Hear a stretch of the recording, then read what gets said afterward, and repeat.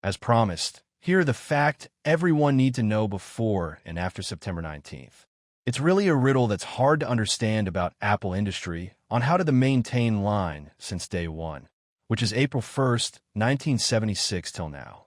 Here are at least 7 essential facts about Apple Incorporated, focusing on its history and context before the iPhone 17 series launch, as well as the immediate impacts and announcements following the September 9th, 2025 jaw-dropping event.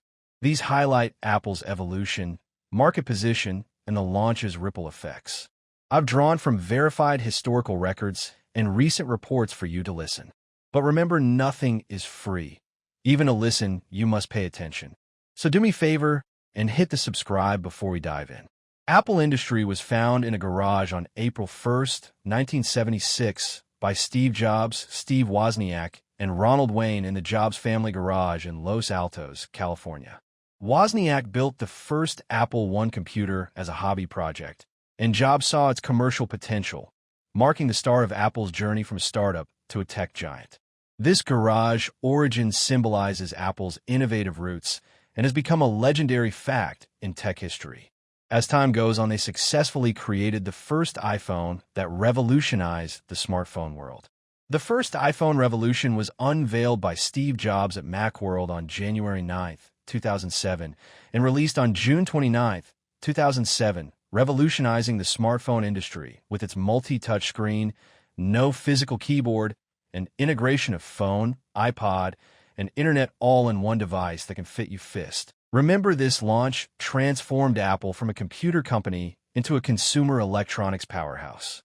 By 2009, iPhones were available in all major markets, setting the stage for Apple's dominance in mobile tech.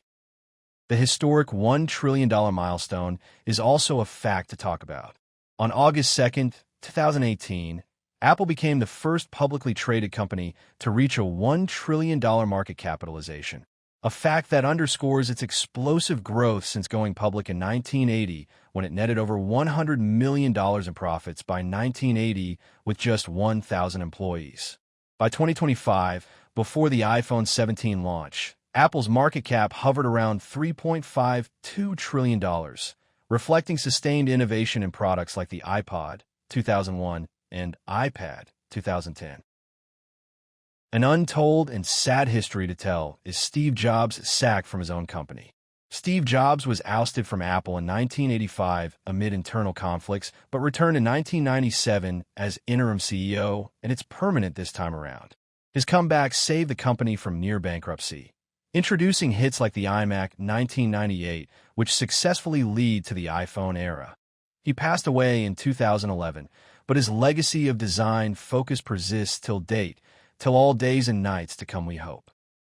We have been waiting for the iPhone 17 to drop into existence, but sadly, following an announcement on September 9, 2025, Apple stock fell 1.5% to close at $234.35 on September 9th, and an additional 3.2% decline by September 11th, erasing over $112 billion in market value, equivalent to Nike's entire market cap. Investors cited incremental innovations and delayed AI features like enhanced Siri, which pushed to 2026 as reasons for the lukewarm reaction, despite strong hardware upgrades, both internal and external. iPhone 17 series pricing and availability is something that I know most of you want me to talk about. The iPhone 17 lineup, including the base model at $799, 256 GB start, up from 128 GB. Ultra-thin iPhone 17 Air at $999, Pro at $1,099, and Pro Max at $1,199. Launch for pre-orders on September 12, 2025, with availability in over 63 countries starting September 19th.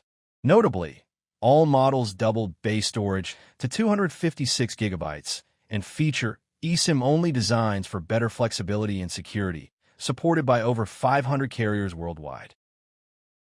Alongside the iPhone 17, Apple announced the AirPods Pro 3 at $249, with 8-hour battery life and real-time translation.